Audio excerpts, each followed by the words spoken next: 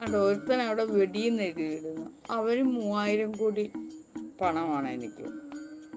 കാരണം അവൻ അവിടെ എഴുതി വെച്ചേക്കുവാണ് വെടി വെടി വെടി. അവൻ്റെ തള്ള വെടിവെക്കാൻ പോയി, തന്തയും വെടിവെക്കാൻ പോയി, രണ്ടുപേരും കൂടെ വെടിവെച്ചുണ്ടായവനാണ് അവനോ അവളോന്ന് അവരവിടെ സ്പഷ്ടമായിട്ട് മരണപ്പാച്ചിൽ പാഞ്ഞ് മരണ എഴുത്താണ് എഴുതുന്നത്. കുഞ്ഞുനാൾ തൊട്ട് അധ്യാപകരുടെ അടിയും എല്ലാവരും ഇരുന്നിച്ചിരിക്കുന്നു.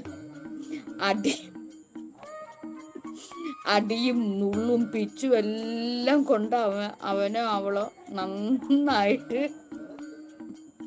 നന്നായിട്ട് അക്ഷരം പഠിച്ചു. ആ പഠിച്ച അക്ഷരങ്ങള് അവൻ വെടി വെടി വെടി വെടീന്ന് എഴുതി പഠിക്കാനായിട്ട് ശ്രമിച്ചത്.